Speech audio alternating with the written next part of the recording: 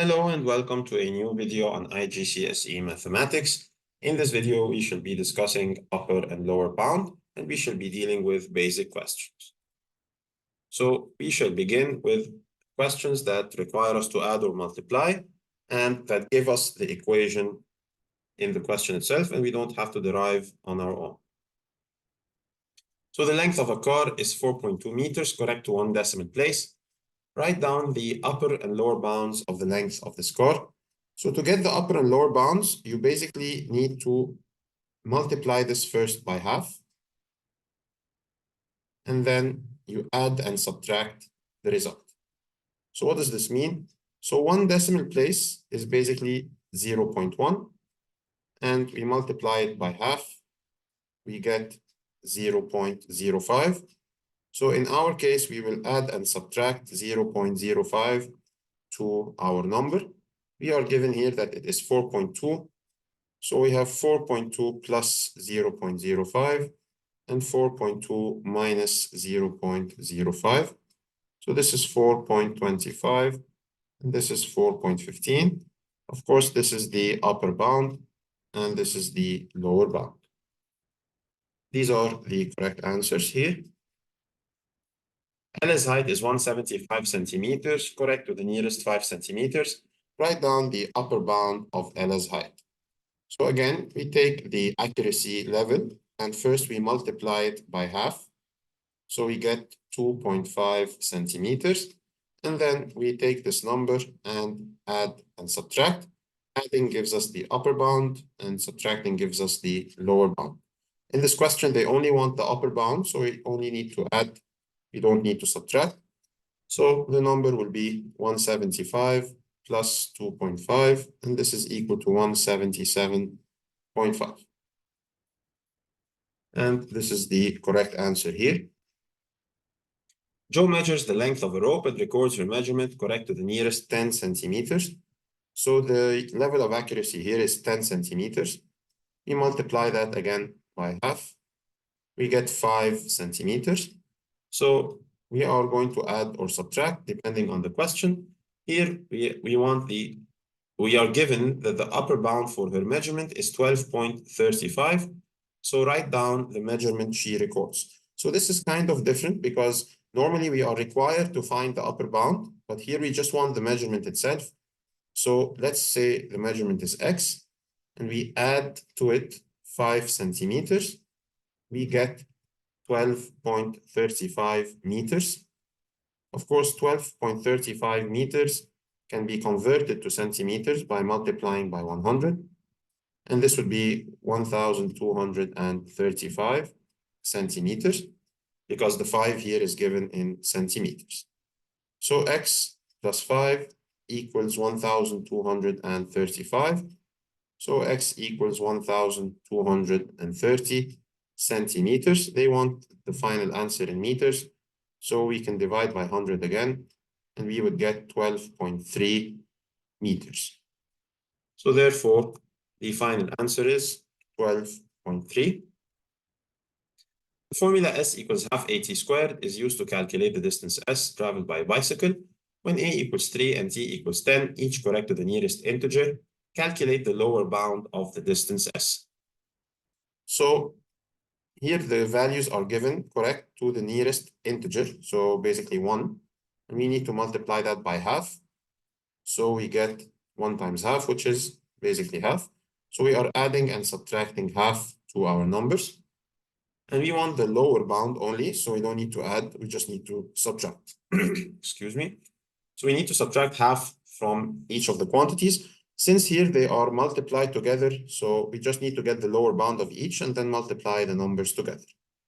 So A will equal 3 minus half, which is 2.5, and T equals 10 minus half, and this is 2.5, excuse me, this is 9.5.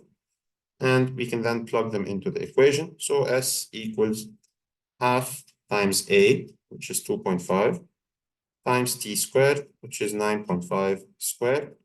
And we use the calculator to figure this out.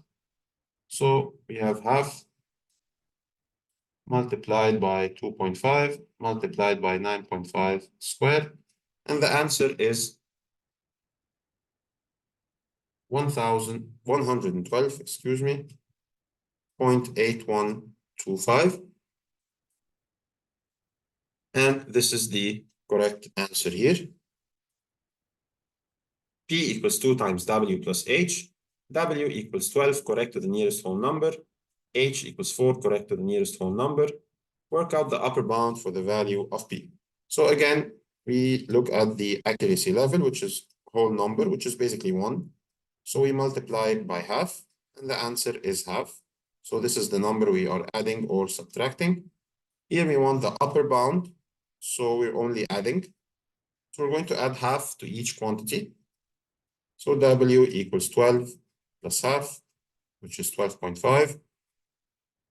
And H equals 4 plus half, which is equal to 4.5. And we can then plug them into the equation. So P equals 2 times 12.5 plus 4.5, which is 17. So the answer is 34. And 34 is the correct final answer. V equals IR. In an experiment, I and R are both measured, correct 1 decimal place. When I equals 4 and R equals 2.7, find the lower bound for V. So 1 decimal place means 0.1, and we need to multiply it by half. So this gives us 0.05. And then we just add or subtract this number. Here they want lower bound, so we need to subtract. So therefore, I will be 4 minus 0.05, which is 3.95. And R is 2.7 minus 0.05 again. And this is 2.65. So we just need to multiply the two numbers together. So V equals 3.95 multiplied by 2.65. You can use the calculator to figure this out. So 3.95 times 2.65 gives us 10.4675.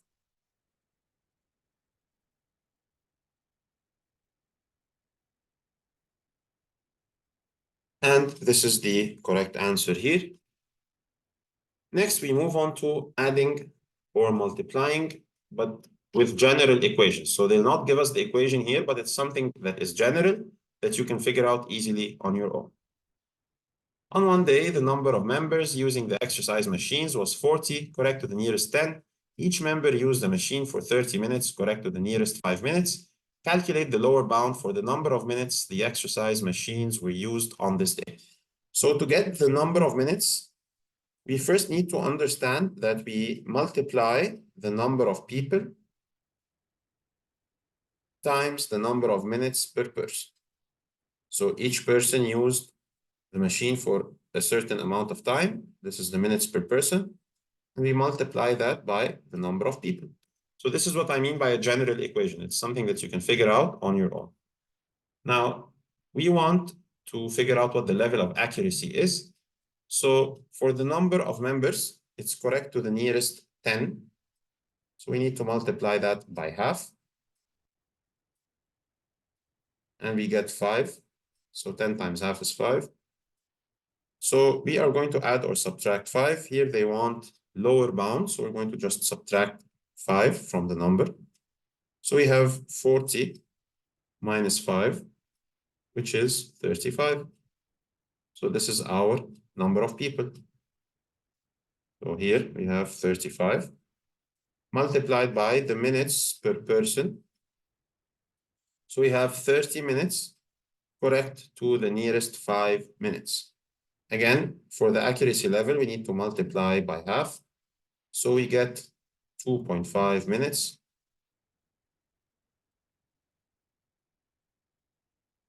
And it's added or subtracted, but like we said before, we are subtracting here because we want the lower bound. So minus 2.5 equals 27.5. So the minutes per person are 27.5, and we multiply those two numbers together. 35 times 27.5 gives us 962.5 as a final answer. This is the correct final answer here. The diagram shows three identical cuboids in a tower. The height of one cuboid is 6.5, correct to the nearest millimeter. Work out the upper bound of the height of the tower. So the equation is basically, we want the height of the entire tower. And we are given the height of one cuboid. So we just need to multiply it by 3. So the equation will be 3 times the height. We need to figure out the upper bound for the height in order to figure out the total height. So the height of one cuboid is 6.5 centimeters, correct to the nearest millimeter. We need to figure what accuracy level this is. So millimeters, 1 millimeter is basically 0.1 centimeters. We divide by 10 to get it in centimeters. So therefore, this is 0.1. We need to multiply it by half. So this gives us 0.05. So we can add or subtract 0.05. Here they want upper bound. So h equals 6.5 plus 0.05, which is 6.55. And the total height will be 3 times 6.55. And that gives us 19.65. Of course, the unit here is centimeters. So this will be our final answer, 19.65 centimeters. In 2016, a company sold 9,600 cars, correct to the nearest 100. Write down the lower bound for the number of cars sold. So to get the lower bound, we need to figure out the accuracy level. So the accuracy level here is 100. We multiply it by half, and we get 50. So we're adding or subtracting 50, but here they want lower bound, so we're subtracting 50. So the final answer is just going to be 9,600 minus 50. And this gives us 9,550. The average profit on each car sold was 2,430, correct to the nearest $10. So again, they want the lower bound and as an exact answer. So this will be multiplied by half, and this gives us $5. And we add or subtract, but again, they want lower bound, so we're subtracting $5. So the profit on one car is going to be 2,430 minus 5. And this is equal to 2,425. They want the total profit. So the total profit will simply be 9,550 multiplied by 2,425. Let's use the calculator for that.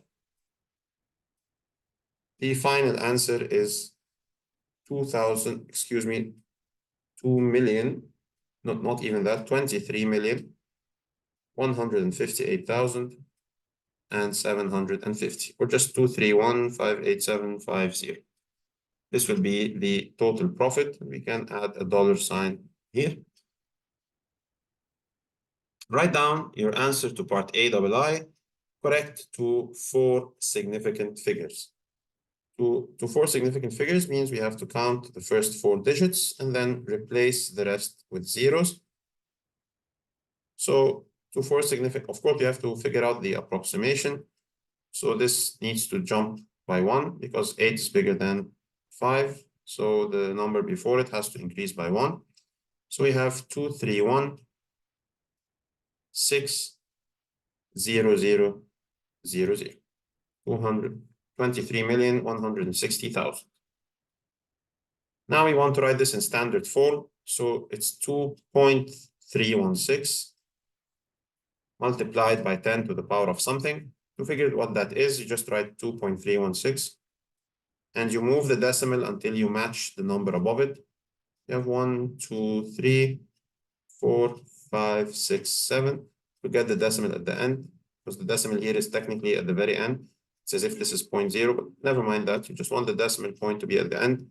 So you move 7 steps. So therefore, the answer is 2.316 times 10 to the power of 7.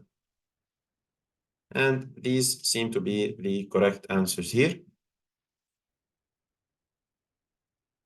Now we will move on to subtracting and dividing given an explicit equation. So with subtracting and dividing, things are slightly different. We want to get the upper bound for S, and S is equal to D over T. So here you need to understand that to maximize S, you need to maximize D and minimize T. So the smaller T is, the bigger S is. So we're actually getting an upper bound for D and a lower bound for T. So they are both measured correct to 2 significant figures. And we need to multiply this by half, of course. So we get 1 significant figure. Now, when D equals 7.6, we want to get the upper bound for D. So for D, the upper bound is going to be, so they're measured to 2 significant figures, and we want to find what the maximum possible value is. So what is the maximum possible value that would yield 7.6? This would be 7.65. It should actually be 3 significant figures, not. So this is slightly different from what we did before because it's not given in terms of units or decimals. It's given in terms of 2 significant figures. You need to figure it out conceptually, unfortunately.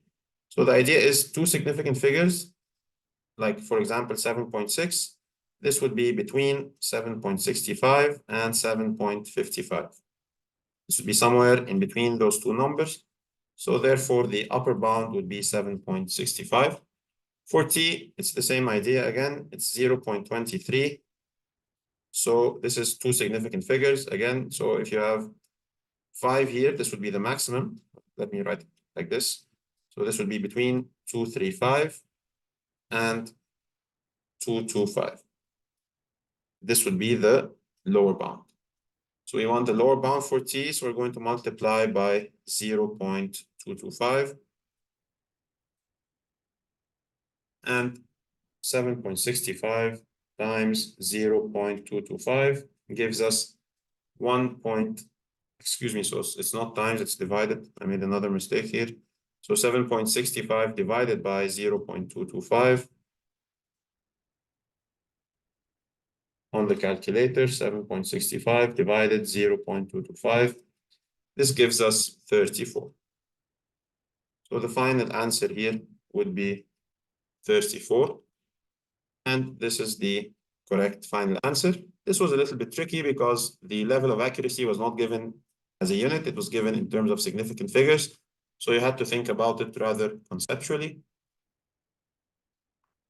A equals B times H over 2. A equals 10. H equals 4. Work out the upper bound for the value of B. So in order to figure this out, first you need to isolate the B. You need to have the equation in terms of B as a subject. So let's work on that first. So let's just multiply here by 2 and here by 2 as well. These will cancel out. And we get 2A equals B times H. Now we can divide by H on both sides. So these will cancel out. And we get B equals 2A over H. We want to maximize the B. We want the upper bound for B. So we need to maximize the numerator and minimize the denominator. So this is upper bound and this is lower bound. So let's get the upper bound for the area and the lower bound for the height. So for the area and the height, it's correct to the nearest whole number. We're back to decimal places. So we can just multiply by half.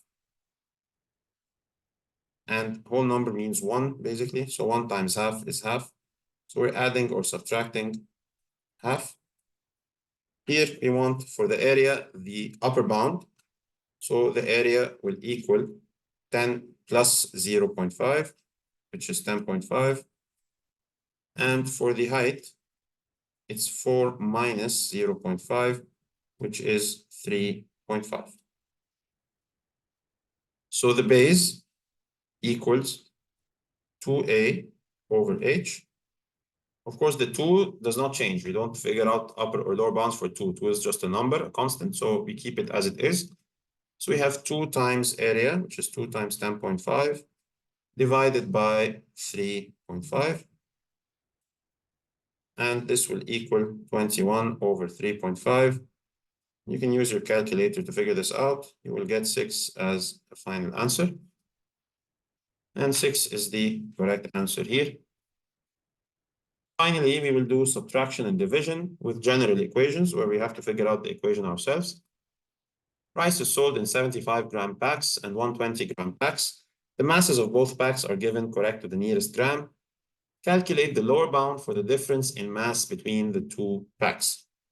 So if let's call this, for example, A, and let's call this B. We want the difference of the two packs, so it's B minus A. Now, let's assume that our answer here is X, and we want to minimize X because we want the lower bound. So how do we minimize this difference? So again, to minimize here, you would have to minimize the first one and maximize the second one. This is how you get a minimum value for X. Similar to the idea of numerator and denominator, where the numerator follows the X and the denominator is the opposite. With difference as well, the first one follows the X and the second one is opposite. So we want a lower bound for B and an upper bound for A. Of course, A is the 75 grams, so we're getting the upper bound for this, and B is the 120, so we're getting a lower bound for this. Both of them are given correct to the nearest gram, so gram is 1 unit. We multiply by half, we get half.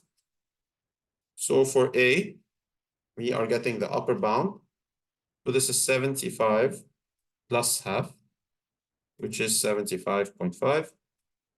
For B, we are getting the lower bound, so this is 120 minus half, which is 119.5. So therefore, when we're getting B minus A, we're getting 119.5 minus 75.5.